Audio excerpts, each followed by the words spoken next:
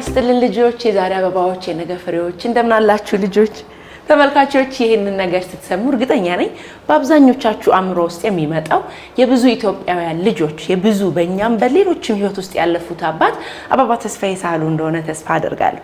ሰላም ጤና ይስጥልን ውድ አድማጭ ተመልካቾቻችን ፋና ፖድካስት ጉብኝታችን ተጀምሯል። አበባ ተስፋዬን በህይወት ካጣናቸው 8 ዓመታት እየተጠጋ ነው። ዛሬ ደግሞ እንግዲህ የአበባ ተስፋዬ ልጅ የሆኑት አቶ ተፈራ ተስፋዬ ሳህሉ ሱቃቸው እንገኛለን። አቶ ተፈራ ተስፋዬ እንግዲህ የተለያዩ አንቲክ የምንላቸውን ወይም ደግሞ ጥንታዊ እቃዎችን በመሰብሰብና በመሸጥ ይታወቃሉ። ሱቃቸውን ልናስጎበኛችሁ ከሳቸውም ጋር የተወሰነ ቆይታ ልናደርግ እዚህ ተገኝተናል። አብራችሁ እንድትቆዩ የአክብሮት ግብዣዬ ነው። ሄለን ታደሰ አብሬያችሁ ቆያለሁ። ሰላም ለዚህ ሱቅ ይሁን። እንዴት አሉ? ሰላም ነው? እንዴት ነው? ሰላም ነው? በጣም አመሰግናለሁ ሱቆትን እንድጎበኝ ስለፈቀዱልኝ።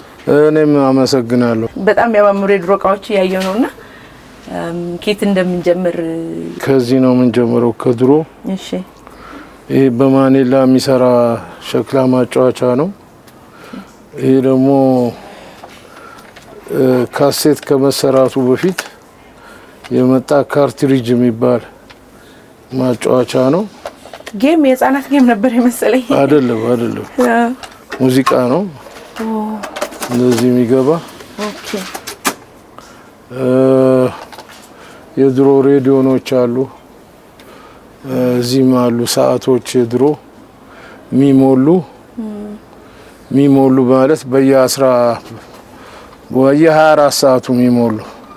ኦኬ ሰዓቶቹ በየ24 ሰዓቱ የተሞሉ ነው ደግሞ የሚሰሩ? አዎ እነዛ የሚሰሩ ናቸው በሙሉ እነኚህ ሰዓቶች። አዎ ብዙ ጊዜ ፊልም ላይ ምናምን ነበር የምናያቸውና በጣም ደስ ይላሉ። ይሰራሉ ሰዓቶቹ ባትሪና ሲገባላችሁ ይሰራሉ። ደስ ይላሉ። እንግዲህ እዚህ እንደምታየው ወንበሮቹም የጥንት ናቸው። አዎ ውጪ የተሰሩ ናቸው። ለዚህ ድሮ እኛ ሀገር የመጡ ማለት ነው። በጠላት ጊዜ ፈረንሳይ የተሰሩ ጣሊያን የተሰሩ አሁን እንደውም ጨርሰናቸው ነው እንጂ ነበሩ በብዛት። ሰው ግን ገዝቶ ቤቱ እንደ ጌጥ ነው አይደለም መቼስ የሚያስቀምጣቸው ለበለጌጥም ለታሪክ ነው የሚቀመጠው። እንደዛ ነው። አንዳንዱ ለመተካትም ይገዛል።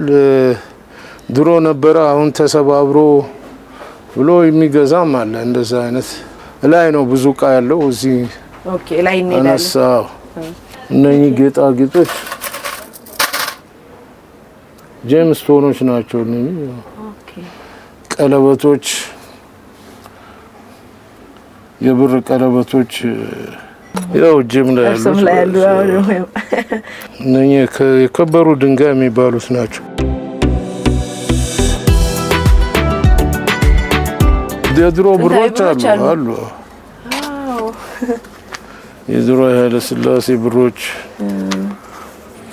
አንዳንዱ በደንብ ያልተያዙም አሉ። ይሄ 10 ብር 50 ብር መሰሰላል 50 ብር። ይሄ ከዚህ በፊት የነበረ ነው። ከመቀየሩ በፊት ይሄኛው ነበር። ይሄ ዶላር ራሱ ይመስላል የሆነ ወደዛ ተረባል እንትን 1 ብር ነው ይሄ። ኦኬ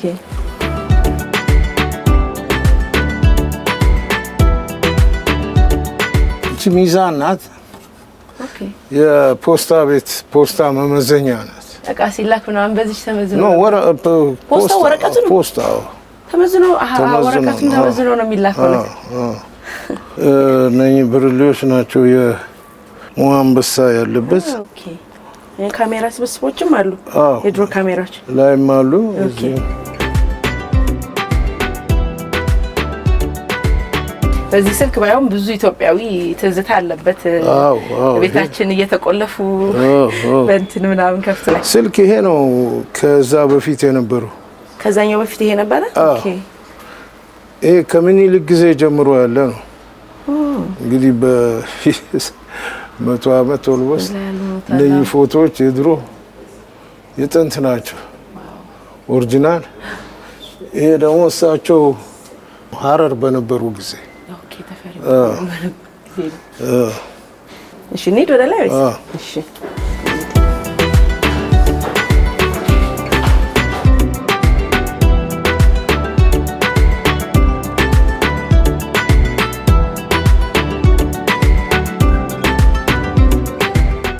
ይሄ ላኛው ነው።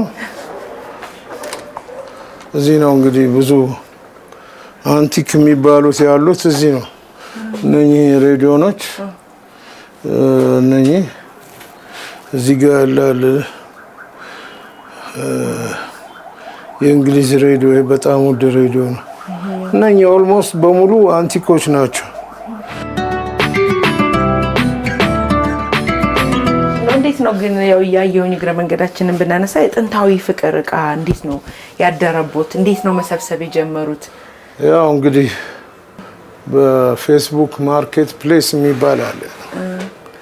እዛ ያንን ሳይ እስኪ ምን የሚሸጠው ነገር አለ ብዬ ዝም ብዬ ሞከርኩ። እንዲሁ ሙከራ ማለት ነው። እና $10,000 ብዬ አወጣሁት። እንደዛ ነበረ ግን እቃውም ያወጣው? አዎ ዝም ብዬ ነው ለሙከራ ነው። በኋላ ሳየው አዎ እንደዛ ያወጣል ውጪ። ውጪ ለምን የጀርመን ሬዲዮ ነው ካይዘር የሚባል። ይሄ ግራማፎን ይባላል። ይሄ ድሮ እንግዲህ ኦልሞስት 60 ዓመተ ምህረት ጀምሮ በፈረንጅ ከ65 ዓመት 70 ዓመት ይሆናል ይሰራል። ሙሉን ይሰራል። ሸክላ ማጫወቻ ያላቸው ሰዎች ሰው ይወስዱታል ማለት ነው? ኖ ይሄው ያጫውታል ሸክላ ራሱ። አዎ ሸክላ ሙዚቃ ያላቸው ማለት ሙዚቃው ይሄኛው ሊገዙም ይችላሉ። እዚህ አለን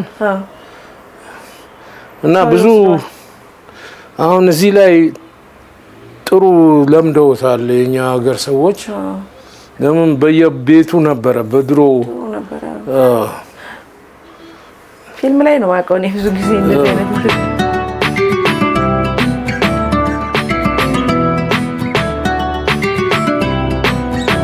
ብዙ አይነት አለ። ይሄ ናሽናል ፓናሶኒክ ነው። ግሩንዲንግ አለ፣ ፊሊፕስ አለ። ፊሊፕስ አሁን እቺኛዋ ነች።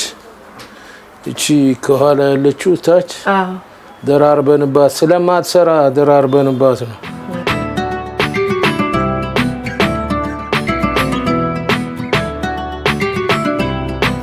ታይፕራይተር ምናምንም አሉ። ታይፕራይተር ይሄ አዲንግ ማሽን ነው።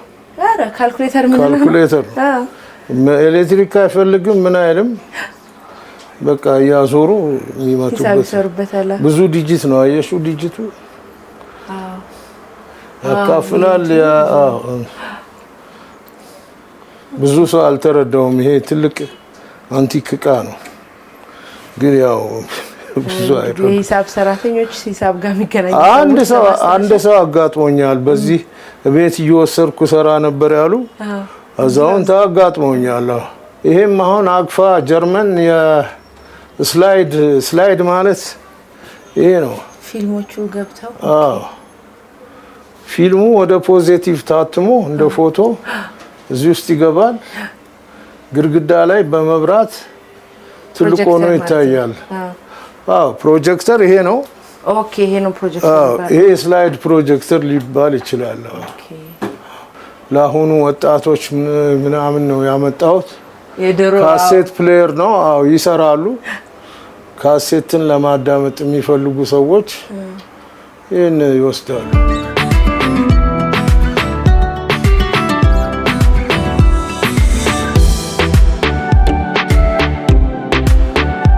እሺ እንቀመጥ። እሺ አረፍ ብለን ደግሞ እንጨታለን።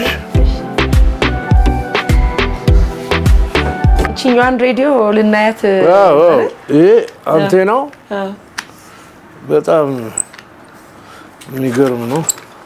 መያዣው ነው አንቴናው ራሱ። ረጅም ነው በጣም። እንደዚህ ነው። ካርታ አለው። በስኬል ነው እንግዲህ እንትን የሚሰራው ሬዲዮ ፍሪኩዌንሲ የሚፈልጉት። ቆይ አዞረዋለሁ።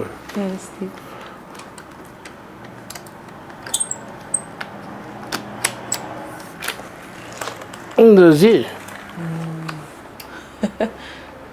ስኬል ነው እንዳለ እና ይሄ ደግሞ ይዞራል። ይሄ እየሹ ኦኬ ግሩንዲንግም አለ። አሁን ሸጠነው ነው እንጂ ግሩንዲንግም እንደዚህ አይነት አለ። ይሄ ዜኒት ነው የራሻ እቃ ነው። ግን በአብዛኛው እነዚህ አንቲክ እቃዎች የሚወስዱት ወጣቱ ነው ማን ነው ማለት እንችላለን? እንግዲህ አንዳንዴ አቅም ያለው ሰው ነው የሚወስደው። ለምን ትልቅ እቃ ሲሆን ዋጋው ከፍ ይላል። ወጣቶች አሉ የሚወስዱ ኮሌክት የሚያደርጉ አሉ። ወጣቶች ሰዓት ኮሌክት የሚያደርጉ አሉ። በጣም ጎበዝ ልጆች ላይተር ቁልፍ ምናምን የሚሰበስቡ በፊት ሰዎች ያስተሳሉ። እንደዛ አይነት አሉ። ሌላ በተረፈ አንቲክ ሰብሳቢ የተወሰኑ ሰዎች አሉ።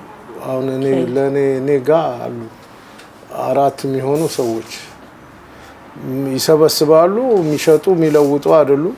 ለራሳቸው የሚያስቀምጡ ለወደፊት አሉ። በጣም የታወቁ ሰዎች አሉ። ከዛ ውጪ ደግሞ ይሄ አሁን ለምሳሌ ይሄ ቲቪ አለ አይደለም? ሁሉም ሰው ቤት ድሮ ነበረ። ይሄ ግራማፎን እንደዚህ ነበረ እና እንደዛ ደግሞ የሚወስዱ ሰዎች አሉ። ግን የሚሰራ መሆኑን ይፈልጋሉ። ይጠቀሙበታል። ቢሰራ ይጠቀሙበታል። እንደዛ አይነት 3-4 አይነት ደንበኛ ነው ያለው። የትኛው አይነት እቃ ነው ሞር ጥንታዊ የሚባለው እንትን ይኖረው ይሆን? ዓመተ ምህረቱ እየጨመረ ሲሄድ 200 300 ዓመት 700 800 እስከ 1000 ዓመት የሚሄድ ከሆነ አንቲክ ነው። ግን እንደዛም ሆኖ አሁን በዚህ በቁሳቁስ የተመዘገቡ አሁን አንቲክ ለመሆን የተመዘገቡ እቃዎች አሉ እንጂ በሙሉ አሁን እዚህ ቤት ያለው አንቲክ አይደለም። ለምንድን ነው እንደዛ ያደረጉት ፈረንጆች? ታሪክ ያለው እቃ ከመጀመሪያ ከስሪቱ ታሪክ ያለው ሲሆን፣ ለምሳሌ ትንሽ ኮፒ ሲሆን ትንሽ ብቻ የተመረተ ሲሆን እንደዚህ አይነት እንትን አለው። እነሱም የሚያስገርማቸው አሰራር አለ። እንግዲህ እኛ ማናውቀው ሚስጥሩ። ስለዚህ ያን አንቲክ ያደርጉታል። ወይ ብዙ ማቴሪያል ውድ ማቴሪያል ውስጡ ጨምረው ሊሆን ይችላል። ገባሽ? እና እነኛ ናቸው አንቲክ የሚባሉት እንጂ በስማ አሮጌ እቃ አንቲክ አይደለም። ይሄም በጣም ሰው ማጤን አለበት። እንደገና ኮሌክተብል የሚባሉ አሉ። አሁን ታች አይተሽ ከሆነ ቡና መፍጫ ዘመናዊ ነው፣ ግን ኮሌክተብል ነው። ቢቆይ 100 ዓመት ወይ 50 ዓመት ወደ አንቲክነት የሚሄድ ማለት ነው። ስለዚህ ያው ጥንታዊ እቃ ሁላ አንቲክ አይደለም አለው እንለይበት። ጥንታዊ ነው የምንላቸው ነገሮች አሉ። ቪንቴጅ ይሉታል። ቪንቴጅ አሁን አይተናል። 70-80 ዓመት የሆናቸው እቃዎች አሉና እንደው ከፍተኛ ረጅም እድሜ ያስቆጠረው እርሶ ጋር ስንት ዓመት የሞላው እቃ አለ ወይ ምንድነው? የቻይና ሳንቲም በጣም ረጅም እድሜ ነው። እሱን ያው ብዙ እንትን አላልኩትም፣ አልገለጽኩትም። አንዴ ከ700 ዓመት በላይ ነው። ይመጣሉ ግን ያዩታል። እንደዚህ ሰዎች ኢቭን የውጭ ሰዎች ራሱ ሲያዩት መተው አይተውታል። ቻይናዎች ፎርጅን ነው እንጂ እንዴት ኦሪጂናል እዚህ ይኖራል? ምን መሰለሽ ደግሞ አንዱ አስደናቂ ነገር ኢትዮጵያ ውስጥ እንደዚህ አይነት እቃ እንዴት ተገኘ ብለን እኔ ራሴ ሁሌ የምገረምበት ነው። በሰው የሚመጣ ማለት ነው እንጂ አለ የሚኒሊክ ሳንቲሞች ምናምን እኮ ቀላል እድሜ የላቸው። አሁን የሚኒሊክ 1 ብር 1930 ምናምን ዓመተ ምህረት ነው 90 ምናምን። ይሄ አሁን ይሄ ብር ታለር የሚባለው ብር የኢትዮጵያ ብር ነው 1933 በፈረንጅ ነው። ኦልሞስት ወደ 90 ዓመተ ምህረት 93። ይሄ ነው እንግዲህ 10 ብራችን 1833 በፈረንጅ ነው። 10 ብር ምንድን እንደሚያክል እንግዲህ ተመልካቾቻችን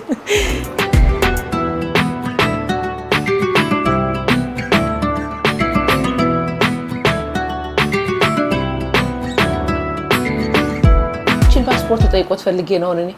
የኃይለ ሥላሴ ፓስፖርት ነው። ለአይነት የተሰራ አሁን የራሴን ፓስፖርት አለ የኃይለ ሥላሴ። ግን እንትኑ ዋጋው ማለት ቫልዩ ይሄ በትክክል እንትን የተሰራ ነው። ለአይነት ማለት ለማሳያ ነው አይነት ስፔሲመን ይላል ባዶ ሰው ፎቶ የለውም እንደዚህ አይነት ነበር የሚለውን ማሳያ የተቀመጠ ነው ቫልዩ አለው ከሰው ፓስፖርት ይልቅ የሰው ፓስፖርት ሲሆን የአንድ የትልቅ ሰው የታወቀ ሰው ሲሆን እንጂ አሁን የኔ ፓስፖርት ቫልዩ አይኖረውም ከዚህ ጋር ሲነጣጣር ገርማል አሉ ሌሎች እንደዚህ ወይስ ይሄ አንድ ነው ይሄ ኃይለ ሥላሴ ያው ከዛ በኋላ ያለው ስላለ እንደው ከንግዱ ጋር በተያያዘ እቃዎቹ እንዴት ነው የሚያገኙት ከዛ ደግሞ እንደ ቅድም እንዳነሳ ነው አንቲክ መሆናቸውን ቼክ ያደርጋሉ ያጣራሉ እንዴት ነው እሱ ሂደት እኔ መጀመሪያ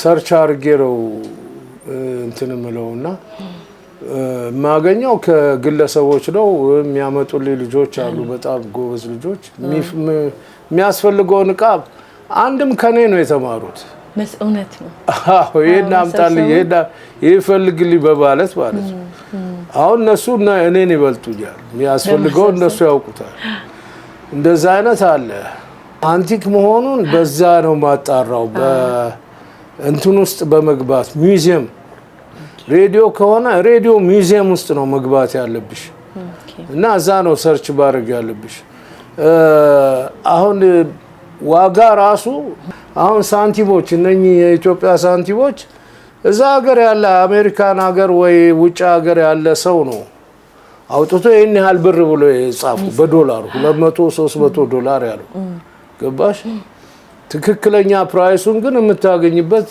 ቦታ አለ ይወስነዋል እንዴት ልፋት አለው እኮ አይደል ያንን ነገር ለማግኘት በጣም ብዙ ነው የምትለፉት እና ዋጋ እኔ እንደዛ ነው ማውጣው ዝም ብዬ አላወጣም ይሄ 100 አመቱ ስለሆነ ይሄን ያህል ሺህ ብር አልልም እንትን አርጌ ነው አሁን ሬዲዮ አለ እዚህ ጋር 9000 ዶላር የሚያወጣ የእንግሊዝ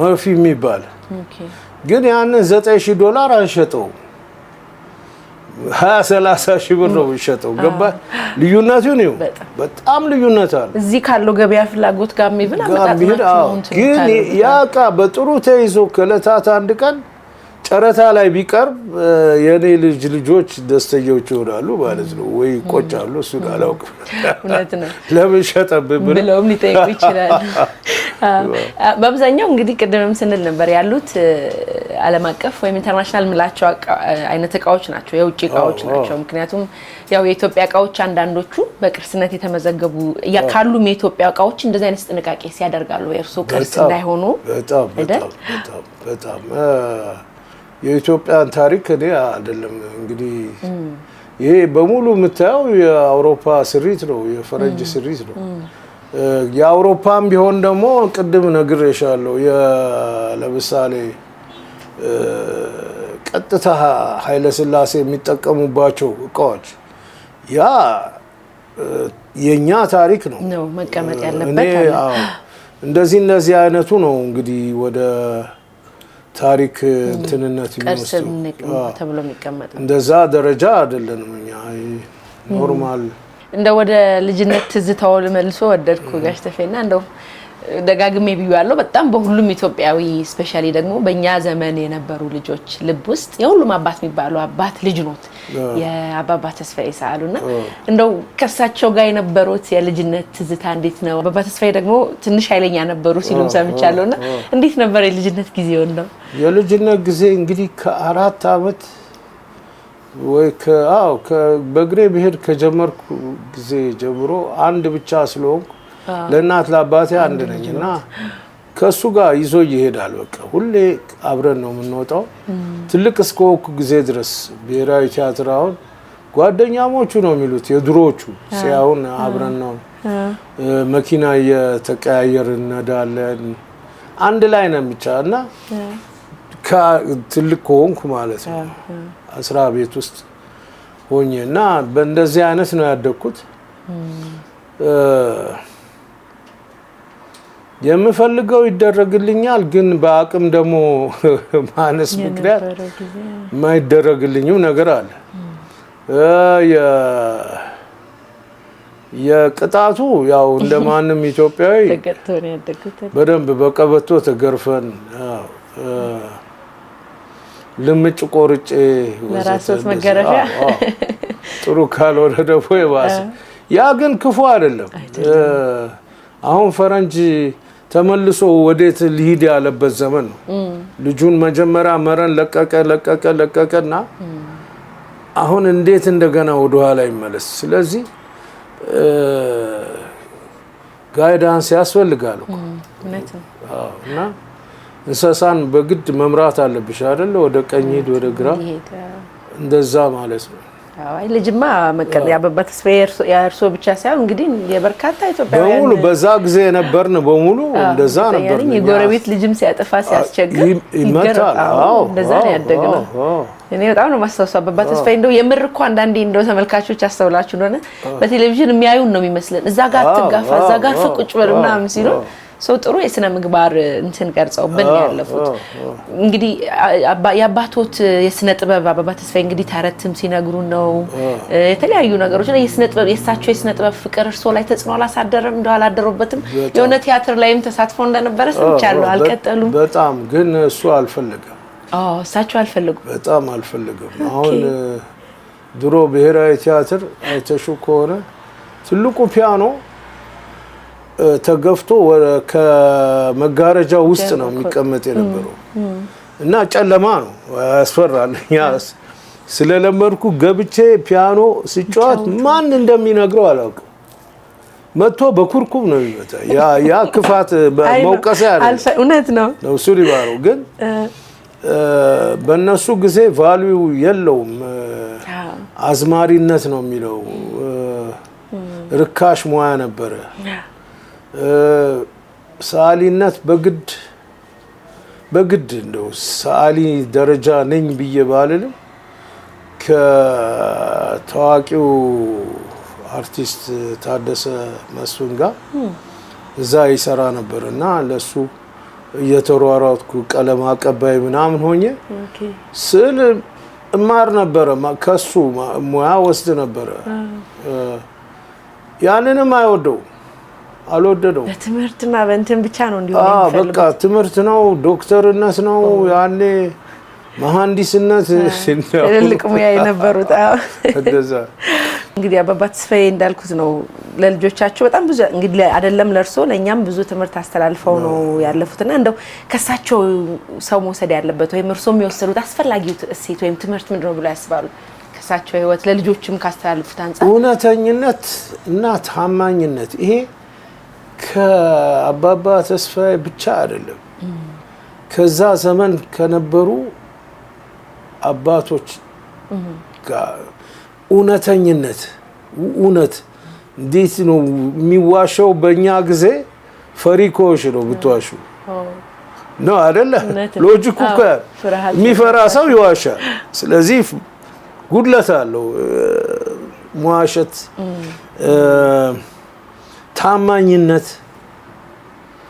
ታማኝነት የመጨረሻው የዛ ዘመን ትልቅ እንትን ነበረ፣ ስጦታ ነበረ። ያም ደግሞ ከሃይማኖት የመጣ ነው።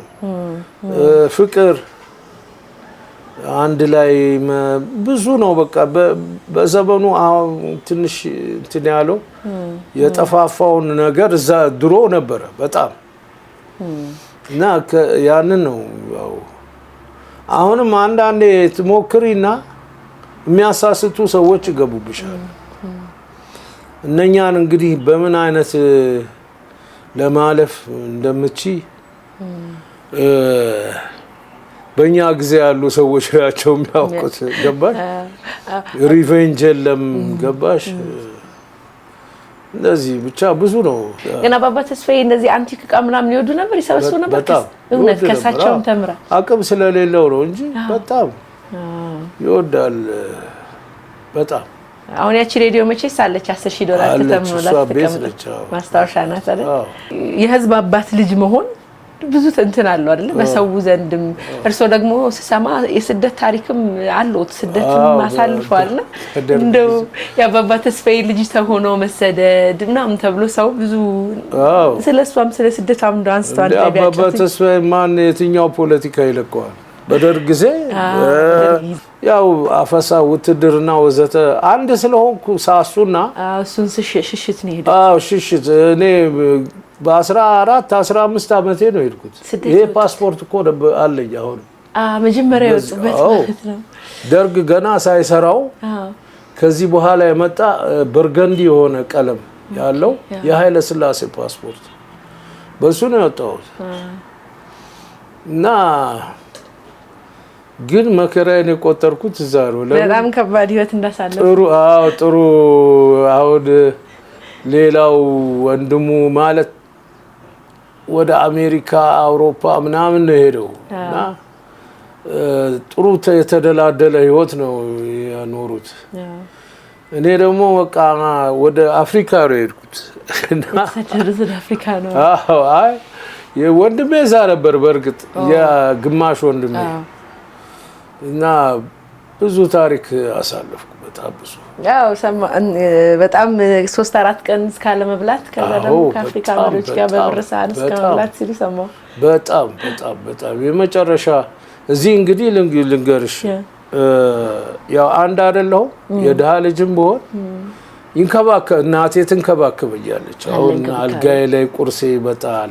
ግን ከዚህ ከሄድኩ በኋላ በቃ ትልቁ ትምህርት ቤት ነበር ማለት ነው። ከህይወት የተማሩት ከህይወት በጣም የሰው ልጅ እኔ ለምሳሌ አሁን ከዛይር ነበር ያን የሚባለው ኮንጎ ኪንሻሳ ከዛ አይቮሪ ኮስት ሄድኩኝ። ወደ አይቮሪ ኮስት ሲሄድ የአንድ ቀን አልጋ ነበር ያዝኩት። የአንድ ቀን አልጋ ብር ማለት ነው።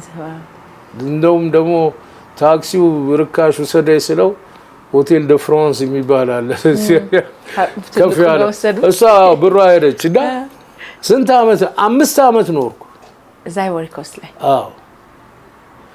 እና እግዚአብሔርን ራሱን በትክክል የምትረጁ በእንደዚህ አይነት ወቅት ነው። እና እኔ በእግዚአብሔር በጣም አምናለሁ። አንዳንዴ እንትን እስከ ለነገሩ ኢኒሺየት ነኝ በስፒሪቹዋል ኢኒሺየት ነኝ። ያው ሰምቼ ነው የተማሩትን ትምህርት ነበር ማይካሪ የሚባል አርት ስፒሪቹዋል አርት ይባላል። ሴንተር ውስጥ ነበር የምኖረው። ሃይማኖት አይደለም። ሃይማኖቴን እንደውም ጠብቄ እንዲይዝ አደረገኝ እሱ ነው። እንደዛ ነው። እና የበለጠ እግዚአብሔርን ያው የምግብ ደግሞ ነገር 4 ቀን ውሃ ቧንቧ ስር ተቀብጫለሁ። ሰዓቱ ሲደርስ የምሳ ሰዓት ሲደርስ ይታለፋል። ከዛ ደግሞ አሉ እኮ ያም አልፎ ከመሪዎች ጋር እስከ መብላት ከእሱ ደግሞ ከሚኒስትሮች ጋር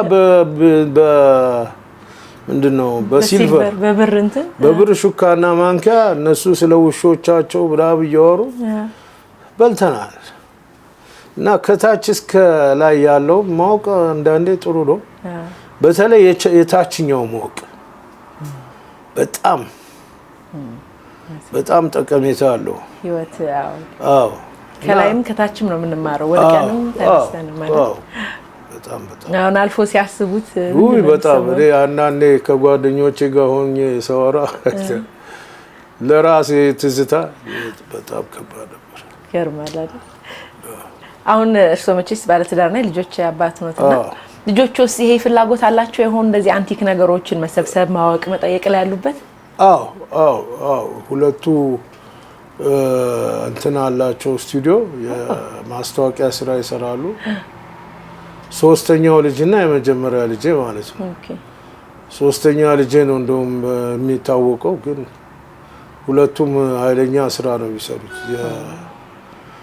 የማስታወቂያ ስራ። ጥበቡ ላይ ናቸው አነሱ። ጥበቡ ላይ ናቸው። ስለዚህ እርሱ አልከለከሉም እንዳባባ ተስፋዬ መንገዳቸው? አልከለከልኩም። ሁለተኛዋ አርኪቴክት ናት። እሷ ነች ወደዚህ የምትሳበው እና አራተኛዋ አንድ ደግሞ ኦቲስቲክ ልጅ አለ። አጠቃላይ 5 ልጆች አሉ። 5 ልጅ አለ። የአባባ ተስፋዬን እንትን ማስቀጠማት እንግዲህ በቴሌቪዥን በኢትዮጵያ ቴሌቪዥን ቀርበው ከሚመክሩን ከምንሰማው ነገሮች ተረቶችም አሏቸው አይደለ? እንደሱን ማስቀጠል አላሰባችሁም ጋሽ? አዎ በመጽሐፍ ሞከር በትንም ሞከር። እንግዲህ ከይቅርታ ጋር የአሁኑ ትውልድ መጽሐፍ አያነብም። አንዳንድ ወላጆች ማታ ልጆቻቸው ሲያስተኙ የሚያነቡ አሉ። ቤተሰብ እንደሚባለው ያንቡ የሚያስተኛቸው በቁጥር መጽሐፍ መነበብ ትቷል የለም እንጂ ተዘጋጅቶ ነበር በባባት አለ። አዎ ብዙ ያልተጻፈ ሁሉ አለ። እኔ ለማሳተም ዝግጁ ነበርኩ፣ ግን ማምጣት ወደ ዲጂታል ማምጣቱስ እሱ ተሞከረ አልሆነም። ግን በሌላ መንገዱ እንሞክረዋለን። እንጠብቃለን። እንግዲህ ያው ትውልዱ ማንበብ ይጀምራል፣ ይለምዳል። እሱ በጣም ቤተሰብ ቢያስተምር በጣም ኃላፊነቱ ወላጆች ላይ ነው። ቋንቋ ያኮራል።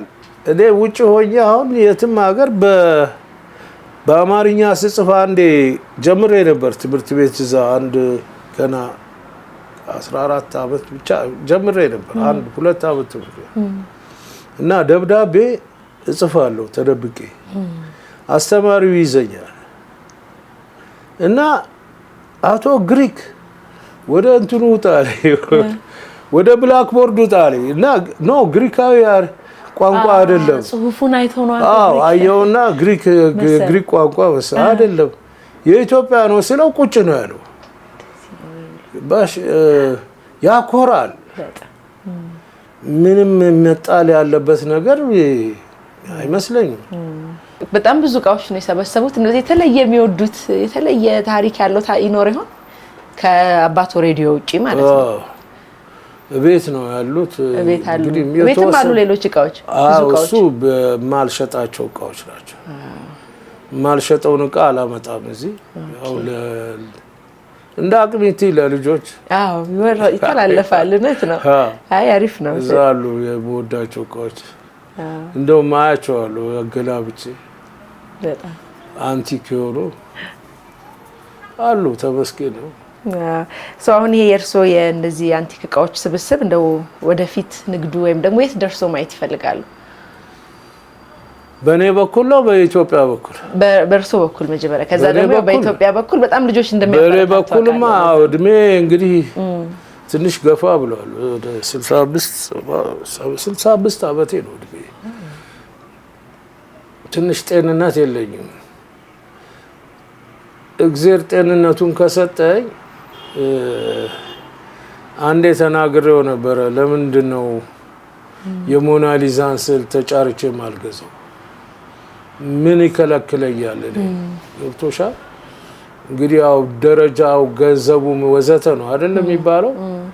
በሃይማኖት ገንዘብ ሁለተኛ ነገር ነው፣ አንደኛ ነገር አለው። ስለዚህ ምኞቴን ቢሰጠኝ ቢያይሰጠኝ እንኳን በልጄ እንደሚደርስ አውቃለሁ። ብዙ የተበሳጨውባቸው ነገሮች በልጆቼ አይቻሉ። አሁን በጣም ብዙ እና ኮራለሁ፣ እደሰታለሁ፣ አመሰግነዋለሁ እግዚአብሔር። ለወደፊቱስ ለነዚህ እንደዚህ አይነት ሀሳብ ላላቸው ሰዎች ሻጮች ምን ይመክራሉ? ቢዝነሱንም መጀመር ለሚያስቡ ሰዎች፣ መሰብሰብም ለሚያስቡ ወጣቶች ማስተላለፍ የሚፈልጉ ወጣቶች በተለይ ወጣቶች በጣም ቀላል ሁሌ እናገረዋለሁ። ምንም ባዶ እጁን ሆኖ አሁን ዛሬ ያዳመጠ ወጣት እንግዲህ ቢያንስ አንድ ወጣት ምን አለው? አያት አለው፣ እናት አባት አለው፣ አክስት አጎት አለው። ከነኚህ ሰዎች ከነኚህ ቤተሰቦቹ እቃ መሰብሰብ ይችላል። ያም በመሰብሰብ ወደ ፍቅር መጀመሪያ ፍቅር ስላለው ነው የሚሰበስቡ። ከዛ የመቆፈር ነገር ይመጣል ማለት ነው። ፍላጎቱ ካለሽ ታገኘዋለሽ። እና እንደዛ መጀመር የሚቻል ነው። እንደዛ እንዲጀምሩ እንትላሉ። በግድ ገንዘብ ያው እኔ ገንዘብን በሁለተኛ ስለማየው በግድ ገንዘብ እንዲኖርሽ አያስፈልግም። ገባሽ? ፍቅሩና እንትኑ ካለ መጀመሪያ የውስጥ ፍላጎት ነው። ከዛ በኋላ ነው እግዚአብሔር አይሰጥም እኮ አንቺ የምትፈልጊው ነው የሚሰጥሽ። ገብቶሻል? እንግዲህ እንደዚህ ነው እግዚአብሔር ማምነው እና ብዙ ጊዜ ትገረማለች ከኔ ጋር የምትሰራው አለች እንትኑ ቆይ እስኪ ቢመጣልኝ ብዬ ስል በማግስቱ ይመጣል። ያ የውስጥ ምኞቴን ነው እግዚአብሔር የሚያይልኝ። አዎ ሌላ አይደለም። ይሄ ነው። መጨመር የሚፈልጉት ያላነሳነው ነገር ካለ ድሎ ልስጠውት ከስተሰራ መጨመር የምፈልገው እንግዲህ ያ ሀገራችን ኢትዮጵያ ሰላም ያርግልን። በዚህ ሙያ ደግሞ የተሰማሩ ይሄ አሁን እዚህ ሀገር ስለሆነ ነው። ውጭ ሀገር ቢሆን ቫልዩ በጣም ይኖረዋል ወዘተ እና እኛ ሀገር ደግሞ እንደ ውጭው የሚሆንበትን ቀን እንድናይ ያብቃን በልጆቻችን። እኛ ያው እንደዛ ነው እና በጣም አመሰግናለሁ ጊዜዎትን ስለሰጡኝ። ለእርሶም እድሜና ጤና እመኝልዎታለሁ። አሜን። እኔም አመሰግናለሁ። ያው ለማኪያቶ ግብዣዬም በጣም ነው አመሰግናለሁ። ውድ አድማጭ ተመልካቾቻችን እንግዲህ እናንተም ጥሩ ቆይታ እንዳደረጋችሁ ተስፋ አደርጋለሁ። መታችሁ ይሄንን ሱቅ እንድትጎበኙ ጋብዛለሁ። እንግዲህ የሁላችንም አባት የሆኑት አባባ ተስፋዬ እንደሚሉት ደህና ሁኑ ተመልካቾች፣ ደህና ሁኑ።